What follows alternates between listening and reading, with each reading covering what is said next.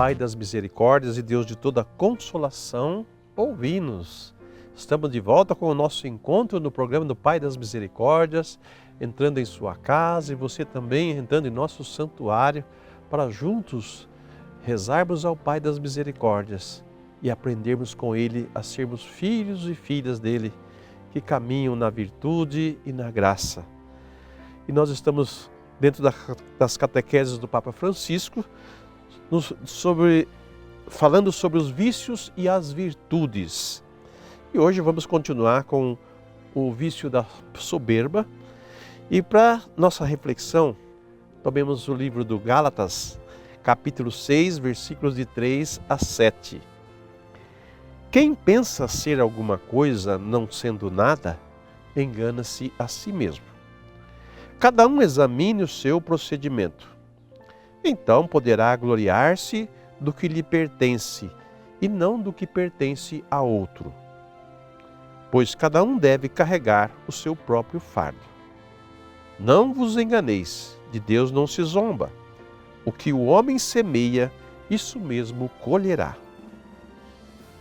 Continua o Papa. Há pouco a oferecer com uma pessoa doente de soberba. Não, há pouco a fazer com uma pessoa doente de soberba. É impossível falar com ela, e muito menos corrigi-la, porque afinal ela já não está presente em si. É preciso ter paciência com ela, porque um dia o seu edifício desabará. Nos evangelhos, Jesus encontra muitas pessoas soberbas e muitas vezes foi desenterrar este vício até em pessoas que o escondiam muito bem. Pedro ostenta a sua fidelidade até o fim. Ainda que todos te abandonem, eu não o farei. Mas em breve fará a experiência de ser como os outros, também ele, assustado perante a morte, que não imaginava tão próxima.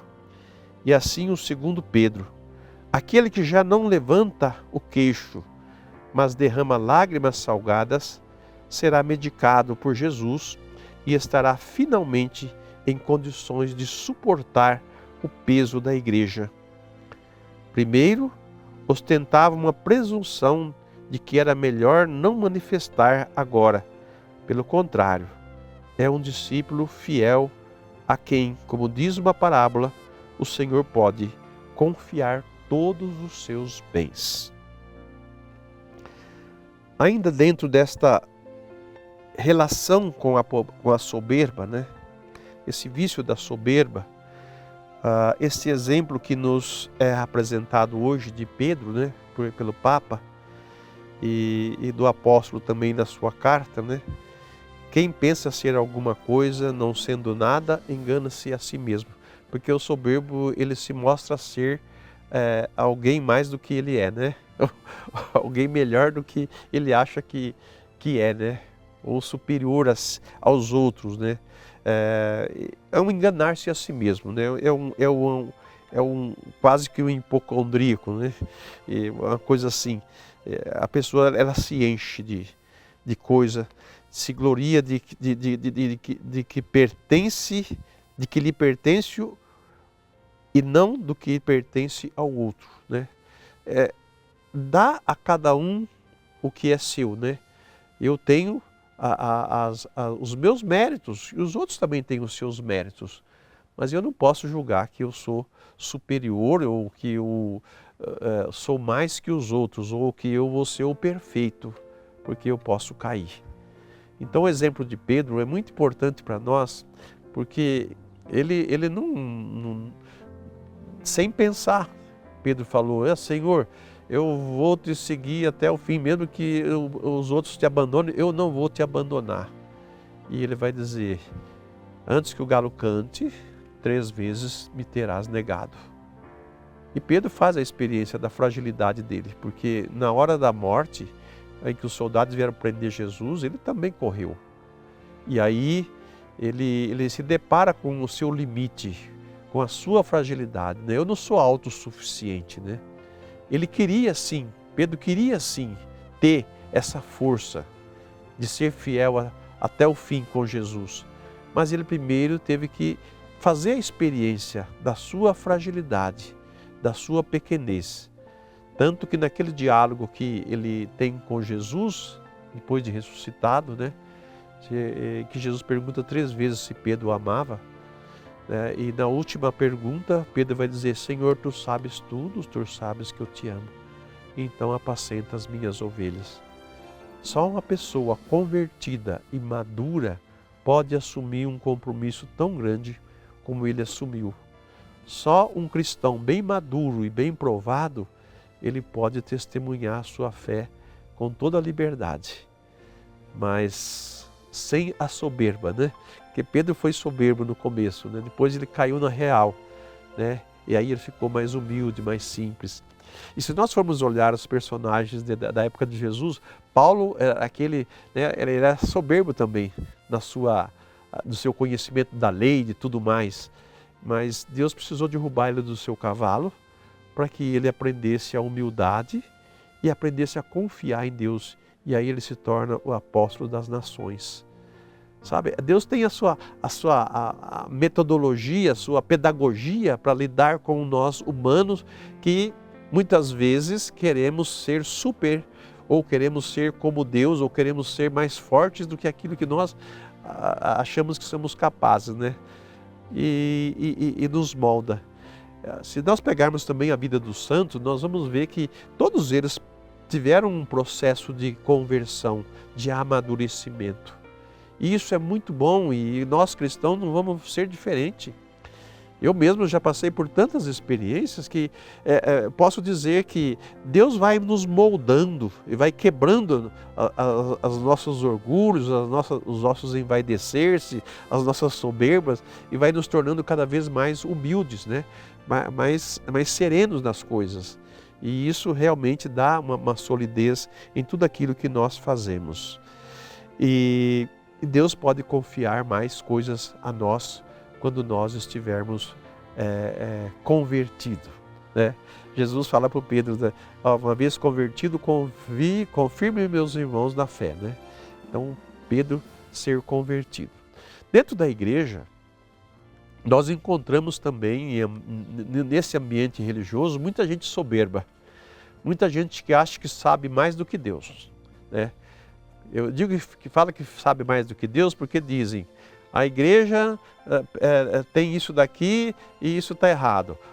O Papa não é o verdadeiro Papa, é um falso Papa, porque ele apoia isso, apoia aquilo, aquele outro, né? Então tem uns que precisam tomar cuidado, porque não julgar, né? Que é uma das coisas que Jesus pede para não julgar. Não julgar. Porque o soberbo é aquele que julga os outros, né? Então, não julgar para não cair na soberba. Nós podemos dialogar, nós podemos, sabe, dar tempo às coisas. E veja que nessa catequese que o Papa faz para nós, né, ele vai colocando as coisas, e se nós prestarmos atenção, nós vamos dizer: poxa vida, se o Papa fala isso daqui, sobre esses vícios, sobre o que acontece com a pessoa, como que a pessoa vive, né, ele está errado? Ele não é o Papa de verdade? Né? Então, eu que vou dizer o que é verdade, a quem eu tenho que acreditar, sabe? Às vezes a gente tem que filtrar um pouco as coisas, né? E antes de entrar no julgamento da igreja, de Deus ou dos seus ministros, nós tomarmos cuidado, porque é no fim que as coisas vão ficar claras para nós. Nós não entendemos a maneira como Deus vai conduzindo a história, porque no final, se nós não procedermos bem, né, nós vamos receber o fruto dos nossos atos, né? Deus não se engane a si mesmo. Quem pensa ser alguma coisa, não sendo nada, engana-se a si mesmo. Cada um examine o seu procedimento, então poderá gloriar-se do que lhe pertence e não do que pertence ao outro. Que o Espírito Santo dê a todos nós esse discernimento, né? Essa percepção, para não sermos enganados, né? Para não cairmos num espírito de soberba, em querer achar que nós somos o certo e os outros são errados. E também filtrarmos todas as coisas, identificarmos aquilo que é bom e aquilo que não convém, aquilo que é vício e aquilo que é virtude, aquilo que conduz a um caminho de vida, de luz e de graça e aquilo que conduz a um caminho de morte, de perdição e de afastamento. Vamos rezar ao Pai das Misericórdias e pedir a Ele que nos dê esta unção, esta graça de nós podermos, viver no meio desse mundo, sendo humildes e confiando na graça de Deus e não nos deixando levar por qualquer ilusão, por qualquer espírito de soberba. Pai das misericórdias e Deus de toda consolação, ouvi a súplica confiante que vos apresentamos neste momento. Acolhei este povo que vem, cheio de fé e esperança ao vosso santuário. Consolai os aflitos, socorrei os necessitados, enxugai as lágrimas aqui derramadas, amparai os fracos e recebei em vossos braços paternos estes filhos pródigos que voltam para vós. Dai-nos a graça de sermos instrumentos da vossa misericórdia na vida dos nossos irmãos, para que assim o vosso nome seja amado em nossa família e em nossa nação. Tudo isso vos pedimos por vosso Filho Jesus Cristo, que convosco vive e reina na unidade do Espírito Santo. Amém. Pai das misericórdias e Deus de toda consolação, ouvi-nos. Desça sobre você, sobre a sua casa, sua família, a bênção do Deus misericordioso, Pai e Filho e Espírito Santo. Amém.